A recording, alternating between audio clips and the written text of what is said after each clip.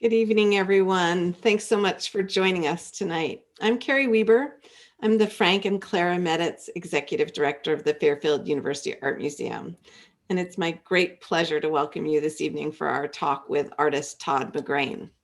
Before we get started, I have two quick housekeeping reminders. First year students, you just saw the slide of how to get credit for attending this evening. But to remind you, please take a screenshot of the chat and email it to the museum at museum@fairfield.edu.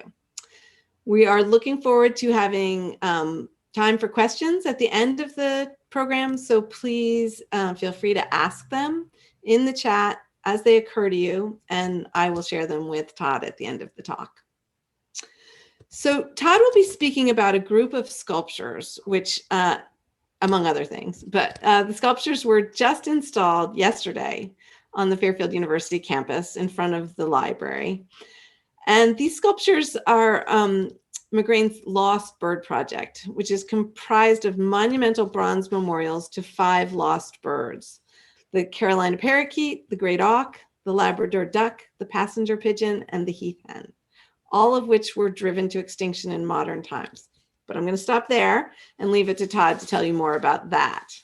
I did want to let you know that this outdoor presentation of McGrain's sculptures will be on view until early September 2021. So hopefully, post-pandemic, when the campus has reopened, you will get to see them as you drive through. I really hope you have that opportunity. And I want to take just a minute to whet your appetite for more bird content by sharing that in January of this coming year, we are opening an exhibition in the Bellarmine Hall Galleries, which will focus on birds in art to complement and expand on the issues raised by the lost birds. So entitled Birds of the Northeast, Gulls to Great Auks, the exhibition will feature paintings, sculpture, prints, drawings, photographs, and natural history specimens from the early 19th century through the present day. I'm curating this exhibition with 3 Fairfield University biology professors, Brian Walker, Jim Biardi, and Todd Osier. And there are going to be 2 sections to the exhibition. The Lost Birds Gallery will include a great auk skeleton, along with drawings, photographs, and maquettes for the Lost Bird Project by Todd McGrain. And then complementing these works will be paintings of the same 5 lost birds by other contemporary artists, including Walton Ford, Anne Craven, James Prosek, Morgan Bulkley, and Alberto Rey. And then the living bird section of the exhibition will include specimens of a variety of common local birds.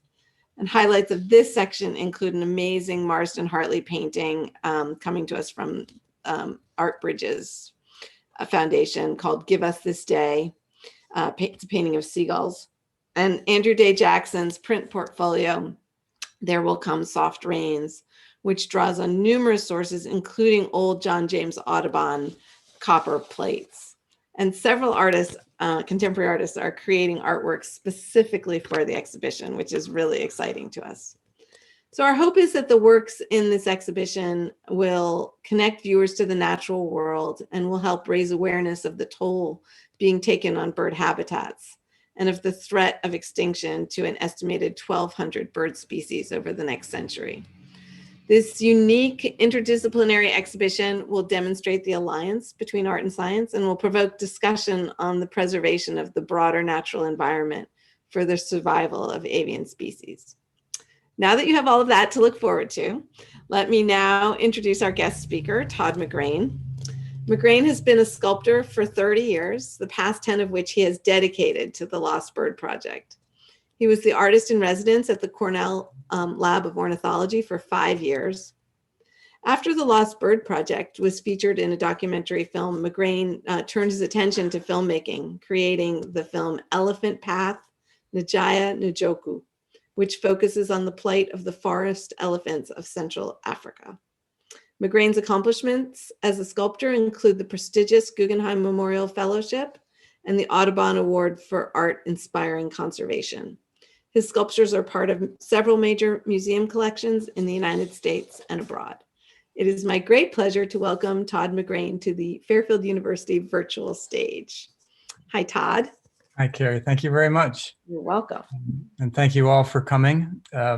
This is my first public presentation without a live audience, so we'll see how it goes. I wondered whether I would be nervous. In fact, I'm just as nervous as if I was in a live place. And part of that comes from the fact that, as you can see from the image that's up, I'm a sculptor primarily. It's the place I'm most comfortable. I was most comfortable in the workshop even before I knew that art was a category. I knew that making things was how I wanted to find myself, find who I was. I knew it's where I felt, as Matisse said, it's where I understood the hierarchy of my senses.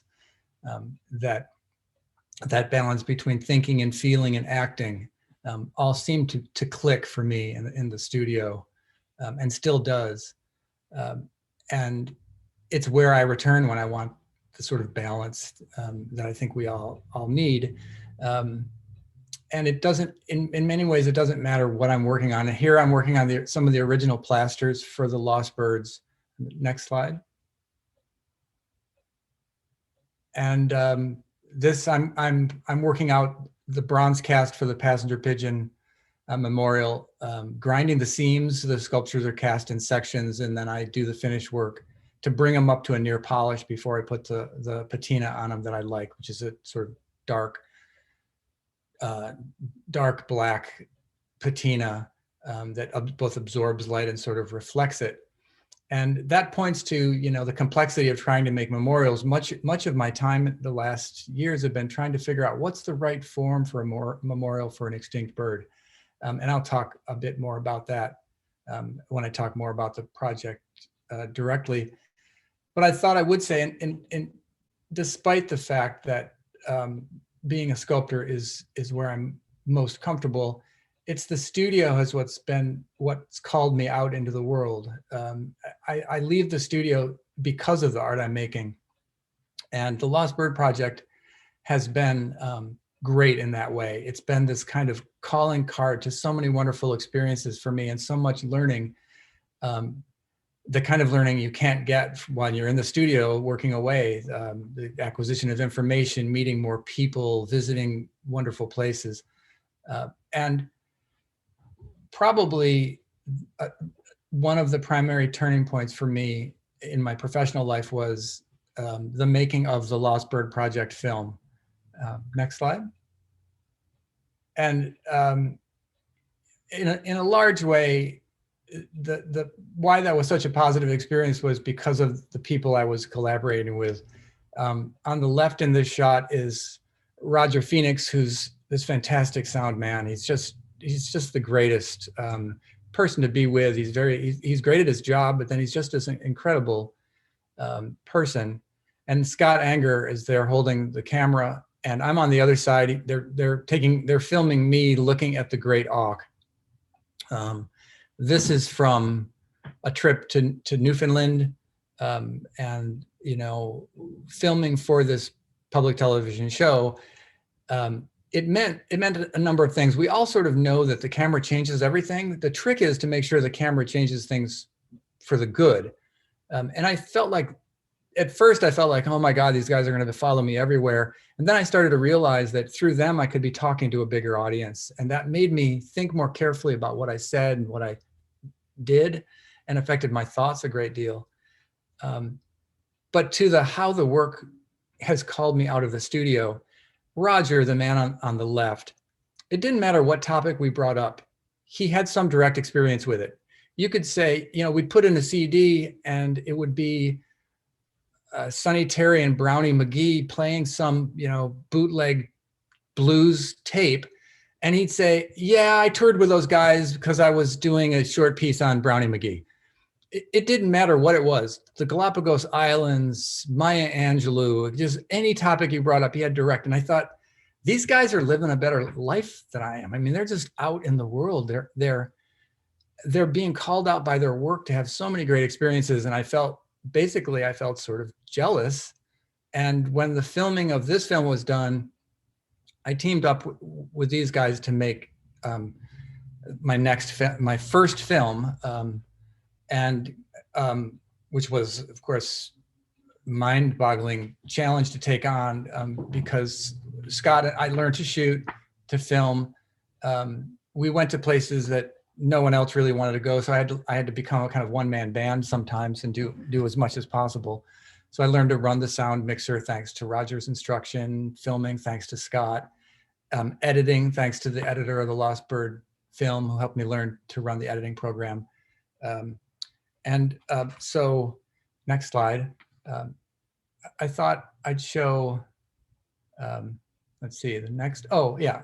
So this is, I had, because of my position at Cornell, I had access to this crazy story, which was that there were scientists working on a dictionary for elephants in the Central African Republic, trying to record and figure out the sounds of, what the sounds meant, what actions they related to. And that gave me access to a research camp in the Central African Republic. Little did I know that the story I thought I was going to make, which was about elephant vocalizations, turned really into a much more complicated political, environmental, and in some ways sociological study into the region. So I have the trailer to play for you, which there's the posters.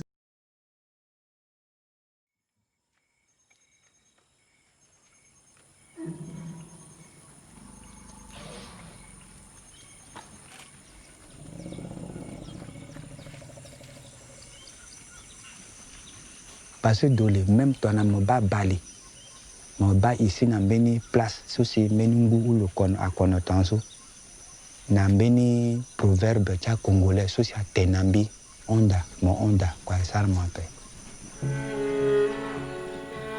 Là, j'ai l'ingénieur dit quoi?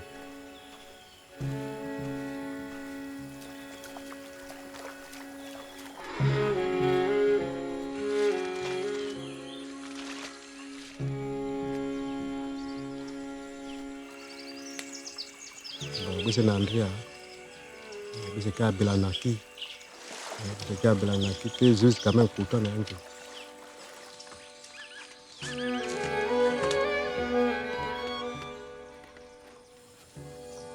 It's almost like the Garden of Eden.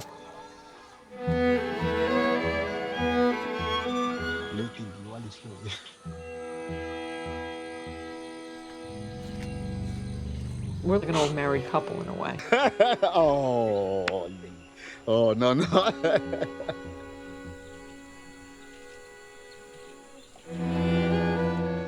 Je suis éco-garde à embaucher Mbindalni.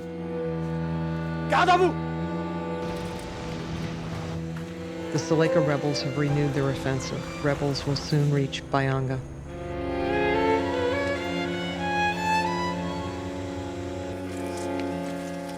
Mais à partir là, ce qu'on devait un moment à faire du parc soit en main. De mettre un warm du parc à que nous en déjeunons. Mtabangali. Koko. Bangani, Douani, Kundwa, Nabutu.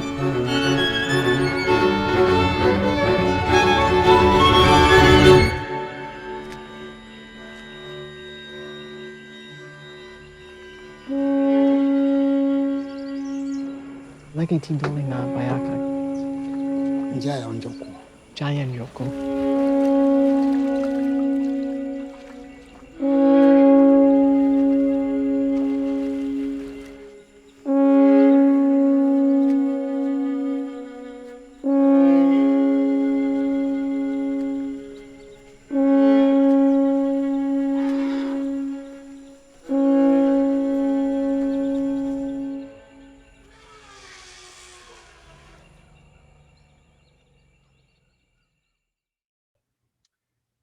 So I should add that I received the sad news last week that Cecily, who you saw in that trailer, passed away, which was a very hard thing. And in communicating with Andrea about his passing, it was very sad, very hard on her, and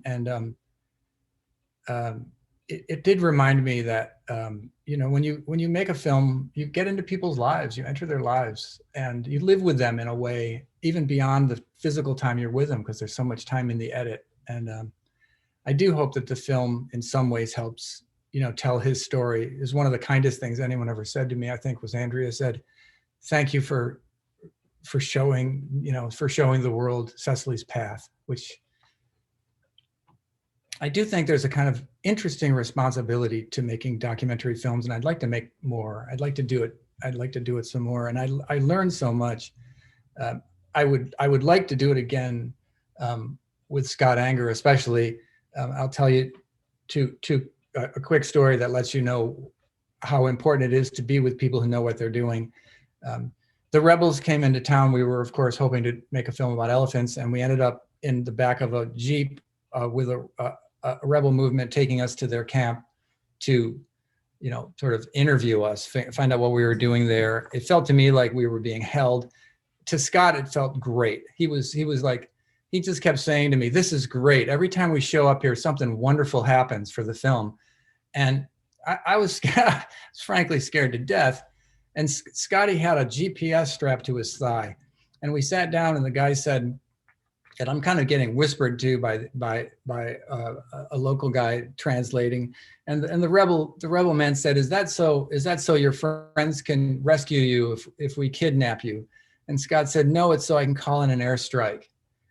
And everybody laughed sort of uncomfortably, not knowing whether it was a joke or real. It was just amazing and it was just so spontaneous. And then he laughed, and everybody laughed, and in the end, they agreed to let us film what they were doing, which was amazing because they really were, they were mostly Chadi and Sudanese, very difficult, lives. People have really struggling and coming in and doing really horrible things, and putting everyone in bad situations. But it was a profound and very powerful experience for me, and really made possible by Cecily. So will be forever grateful to his help.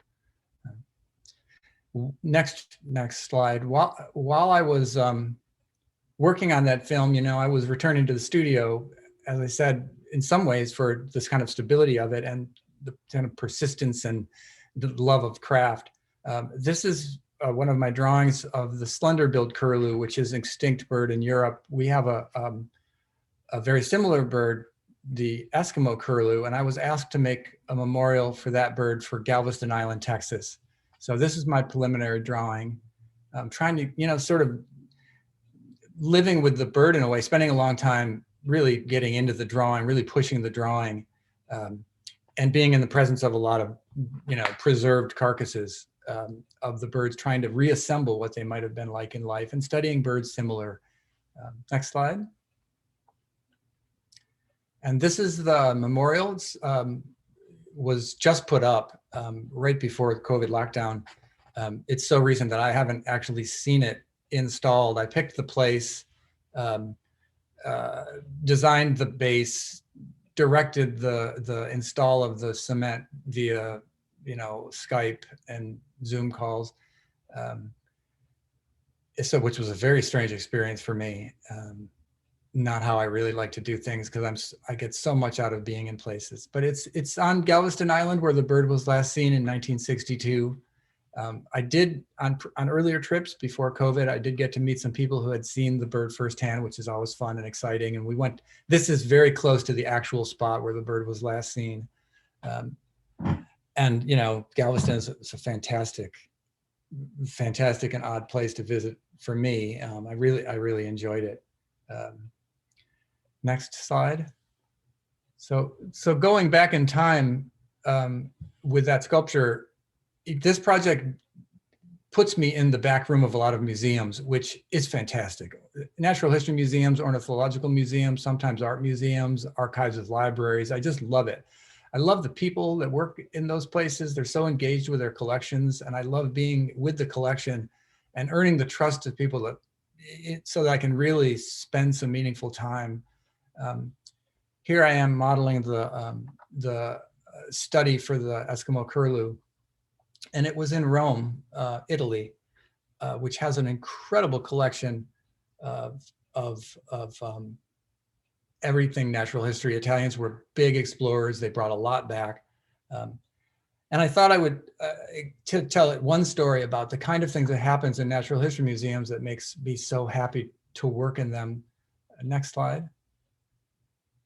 I got to know the taxidermist quite well, and we became, pals, and I helped him because there's quite a bit of sculpture involved in taxidermy. So I would go out to his shop and help him do things. He needed a third hand. I'd go over and hold something and help him, prepare animals, mostly that came from the zoo, which was really bizarre. I mean, it was very strange to, help with the preservation of lion parts or something. A lot of really odd experiences. But one day he came to me and he said,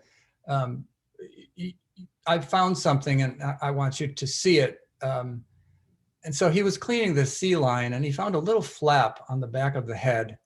And out of the little flap, he pulled out a vial and a little glass tube. Next slide. And in the tube, there was a little rolled up note. This is a photograph showing both sides. And on the left, it says, be careful, open and read. And on the right, it says, he died in the Zoological Garden of Rome on November 20th, 1941, a victim of war, because of the shortage of suitable food, mackerel, as the fishing along the Italian coast was forbidden. He was mounted in 1943. He knew the agony of fascism based on the mass killing of innocent hostages, systemic and organized plunder, and the murder of men from 16 to 80, a horror skillfully masked by the patina of modern civilization. This taxidermy was completed on the eve of the German breakup, under the thunder of the guns at the gates of Rome. With the hope in our hearts for liberation, with dreams of a better fate, with the wishes of a great country and a civil people, to those who read this, we send hope and brotherhood and happiness. So, of course, we read that, had a good cry, and it was signed Edmondo Bertoni and Per Giovanni Pascucci. Well, we knew that Edmondo Bertoni, next slide, was the taxidermist before Maurizio. And Maurizio was already quite an old man, and he had taken over from Edmondo, who had worked at the museum his entire life. But we didn't know who Pier Giovanni Pascucci was. So we did some work, and we found out that he was part of the Italian Liberation Underground, and that it turns out that Edmondo was holding him, sort of protecting him and keeping him in the basement of the Zoological Museum. Next slide. So when I went back to work and looked at all of the specimens, I'm sort of in the place where this, resistance movement was being fostered, sheltered. It was very, very powerful, sense of place. And Edmondo Bertoni had prepared their great auk, which is just this fantastic specimen, incredible, which I got to photograph. Next slide. The great auk also has just a ton of fantastic stories. Some that I just, as I came across them, I thought, this is just, it's sort of amazing, that this bird sort of attracts so much attention. It was kind of an amazing bird, it would have been all over the East Coast of the United States. Flightless, really fast, very penguin-like, only not from the penguin family. Top predator in the water, but quite easy to hunt on land. So they were driven to extinction by the feather trade, basically. They came to the Rock Islands of the North Atlantic, and they were killed, for feathers shipped, by the Hudson Bay Company because the eider had almost been driven to extinction. So they were just easy to hunt. And in the 1770s, they were basically devastated. In sort of thinking about the history of the depictions, you know, when you're making art about something, you sort of like to know who else has made art about this. What else is there to look at? What are the sources? And I came across this guy. This is Henry Kosker. He's a diving instructor off of France near Marseille, and you can see he's going deep into an underwater cave. He went 750 feet through this cave and came up into an open chamber, a sort of underwater cave that had been, the mouth of the cave had been closed off by rising sea levels. Next slide. And in the cave, he found these. You can see in the center, sort of center right there, there's a great auk, a big balloony, puffy auk, and a little bit lower on the left, you can see an auk head and another auk floating up there. So those are 21,000-year-old drawings of the great auk. What also kind of blew my mind is the auks are 21,000 years old, but they have art in there that dates to 29,000 years old. That means that the walls of that cave were continually being drawn on for 8,000 years, which it just blows my mind. And the other thing that I find very moving about this site is that if you look at so you can see there's a kind of calcified wall to the cave, and then this cleaner white area. And the cleaner white patches are places where there's fingerprints. It's a soft clay lime surface, and they're rubbed smooth by touch.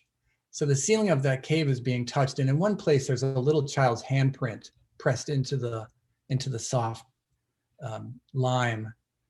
It just that relationship between, you know, the painting and the world around you and touch. People think it's perhaps both potentially a ritual place, but also an early sign of some sort of medicinal uses of calcium, of using calcium as a supplement. Next slide. And this is my drawing of the great auk. In some ways not dissimilar to the one portrait that's in the cave wall. I make the originals for these by blowing ink on the page with a tube and a little jar called an atomizer. And then I draw on them very lightly with a range of pencils. So much of the work is done without touching the paper. Next slide.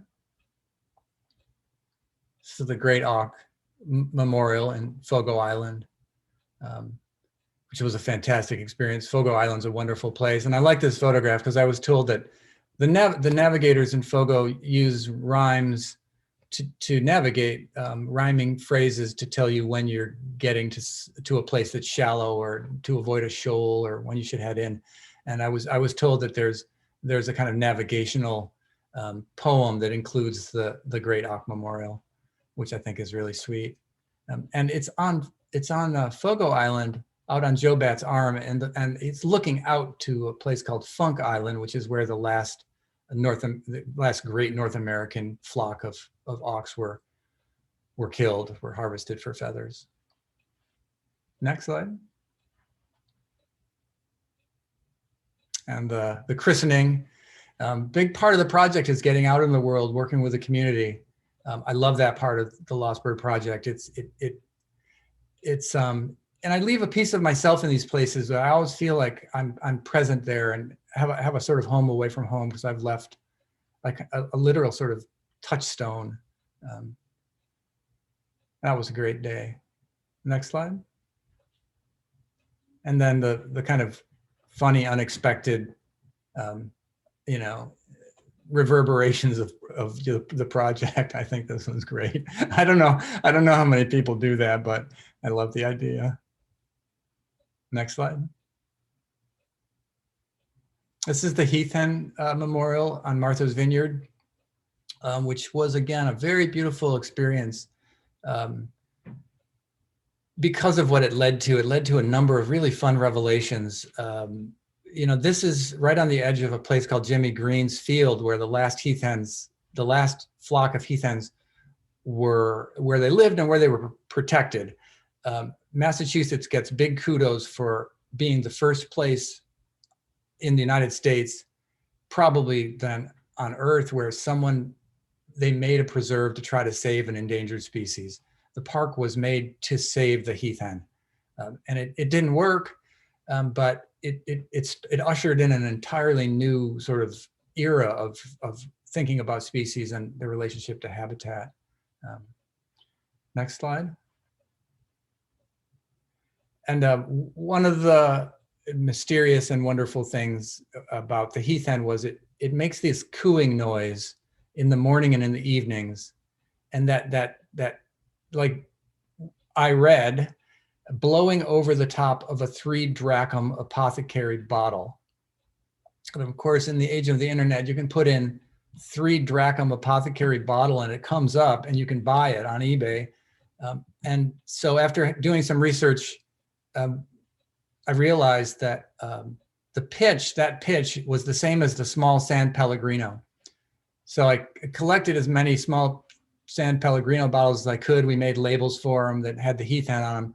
And at the opening, we passed them out, and we closed our eyes and blew across those bottles and brought that flock back. It was goosebumps. It really just made the hair on the back of your neck stand up. You just felt like you were in the presence of this beautiful rotating sound of a lost species, and really everyone felt it. It was quite mesmerizing. Next slide. And another kind of marvelous and unexpected thing happened on Martha's Vineyard was that there was a powwow on the Wampanoag reservation, and I went to it, and there was a dancer there named Keith Sharphead. He's a Cree Nation member from Saskatchewan, and he's really well known in powwow for his hen dance. He's just this amazing hen dancer, and in Saskatchewan that hen is the greater prairie chicken, but the heath hen was it was a subspecies of the greater prairie chicken, and they had very similar behavior. So as Keith says, he learned to do the hen dance in a dream. He was told how to do it in a dream, and he was asked to do it in a dream because there weren't very many hens left, and the spirit world was missing the joyful dances of the hen. So Keith focused on learning to dance, and came to the island, and I had seen old videos of heath hens dancing and moving, and it's uncanny. He just embodies that bird. So afterwards, I spoke with him, and he said, "Well, I want to go to that place." So we did another event with Keith came and danced, and people came, and he literally danced in the field where the last heath hens lived. And again, it was very touching, very beautiful example of how what we can do to remember, what we can do to continue to sort of keep a lost species alive through memory, but also through dance and through art and story. And I think it's important that we do that. It's a big drive of mine, because if we get callous about what we lose, we're far less likely to protect what we still have. Next slide. It's the Labrador duck display at the Natural History Museum of New York. And they're extinct. They were a mysterious little seabird. They were a diving duck, never thought to be very plentiful. They tasted like fish because they ate mollusks, so people didn't really hunt them very much. It's thought that they were driven to extinction by the pollution on the eastern seaboard, that they lived in shallow waters, and they scoured the bottom with soft bills to gather their food. Steve Quinn, who's retired now, but was a curator at the Natural History Museum for his entire life. He started there as an intern at 16 and retired at 65. The guy was this encyclopedia of the museum. I loved him so much, everything he had to say. He showed me this diorama, and he said, what do you see that's interesting about it? And I looked at it and I talked about everything. And then I saw in the back, there were duck footprints, 2 duck footprints in the back on the little mound on the back right. And I thought, that is an awesome expression of extinction to have just some footprints with no duck there. And he said, no, that's not what it is. They were doing work. They were doing some plumbing work in the back, and somebody opened the back of the diorama and stole the bird out of the back of it. So the one of the big drakes from the Labrador duck display from the Natural History Museum is out in the world, and there's a bounty on it. So look hard at this picture. Remember the look of this bird. There's a man has independently offered 20 grand for anybody who can find this bird. So even just as a few days ago, I was looking for it in a house. I thought, well, this is where there might be one. So next slide. This is this is a feather from the Labrador duck. And I show this picture because being in the presence of this feather was in a tray with a bunch of specimen. And I looked at that feather and I said, I could take that feather. No one would ever know if I took that feather. It's just a little piece of down in this tray with some, and that was, I didn't. And but that urge was just a reminder of that, we sort of live by the values of our time. You have to listen carefully and not do what may have been perfectly sound in the past. We know better. And so I let that feather stay and made this photograph, which in a way has a sort of presence of loss, I think, singularity of it. Next slide. And this is the Labrador duck in a traveling exhibit, just like which at Fairfield during the cherry blossoms in Washington, D.C. And so I put them permanently in places that are connected to extinction, and then I travel a group of them, and which I enjoy a great deal. I'm very happy to have them at Fairfield. Next slide. And here, this is where the memorial is. And the last Labrador duck was shot on the Chemung River in Elmira, New York, in a place called the Buttonwoods. And that fact sent me to this spot because those trees are a kind of colloquial name for those trees is buttonwoods. And I thought, wow, these are buttonwoods. And it was called the Buttonwoods. I wonder what the deal is. So I connected with the Dendrochronology lab at Cornell, and we came out with some big tree augers, and we pulled some cores, and we realized that those trees were standing when the last Labrador duck was shot. So that they were probably 10 to 20 years old when that duck was killed. And somehow that meant something to me, like these trees stood witness. And also the fact that it just wasn't that long ago. I mean, it just, we lost these species in very, very in recent times. That one in the 1830s. So next slide. This is a forest in Florida, in a place called Kissimmee Prairie Preserve. And that hole in the tree trunk is a burrow that would have been occupied by Carolina parakeets. And the way the landscape tells the story of something missing, that hole is just sort of a void now. It doesn't serve much of a function, but it would have been animated by the Carolina parakeet. Next slide. Here's my drawing of the parakeets. They were the only parrot to live north of the Mexican border. They lived as far north as Minnesota. They were really hardy. They were big flocking birds, very loud, gregarious. There's fantastic stories of them lighting up, trees with no leaves and conjuring memories for immigrants of Christmas trees in Germany. And they were really probably a lot of things killed them. They were killed for decoration, for hats was a big one. They were victim of the feather trade. They were thought to be pest in orchards, so farmers would kill them. And then it's thought that maybe the introduction of the European honeybee may have messed with their habitat and caused them more trouble too. Next slide. They made it into the 1930s. So we've got pictures like this. I found this picture in Florida, and on the back of it, it says Ryan and Mr. Doodles. I like to think that the bird's name was Ryan, and that's Mr. Doodles there.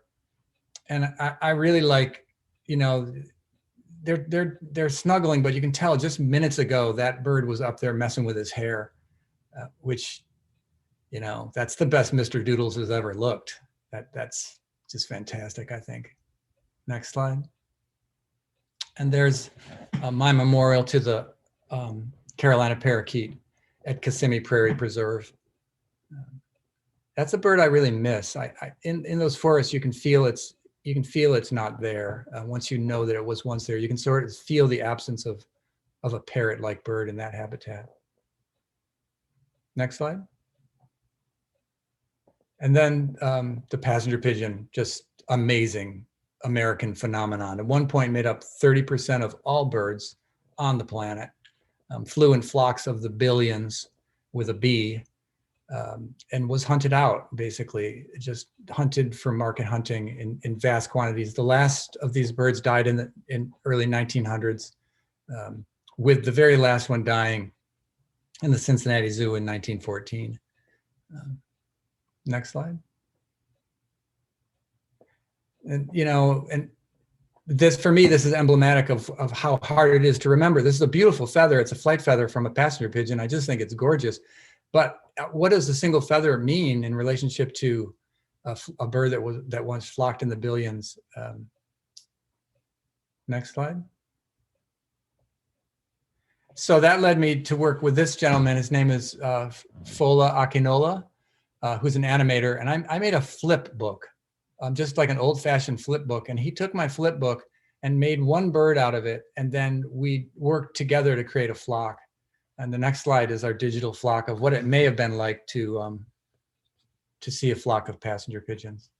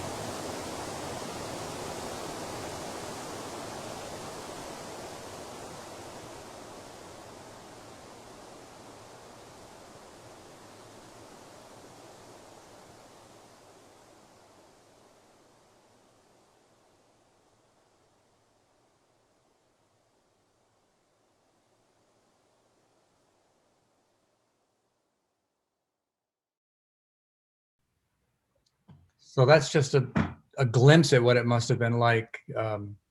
Audubon was under a darkened sky for 3 days. There's a report from an ornithologist saying that the flock dulled his senses. You can imagine being under that sort of tornadic flock in the noise, just an amazing experience.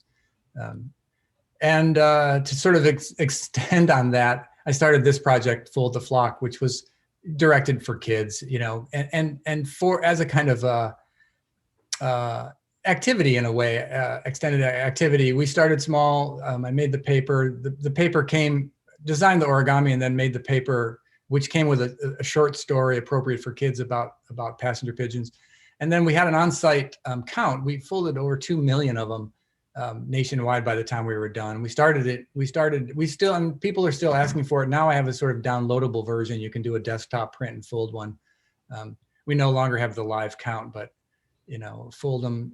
Every once in a while I'll see one on somebody's desk and think, you know, that was a strange and sort of mysteriously popular thing, folding the flock. I think I'll leave it there and leave some time for questions if there are some. Great. Todd, thank you so much. That was just fabulous. You're a great storyteller. Oh my gosh, I really enjoyed that and learned so much. So we do have a question. Amelia would like to know, she writes, your work evokes a strong sense of time an ethereal sentinel of these past creatures. Would you agree in creating these memorial pieces and placing them in locations you have, in a way, created ghosts? Yeah, I think so. The only the one aspect I agree with what is said there. I'm trying very hard with the form to give them. I mean, I guess what you could think of as a ghost-like quality, the sort of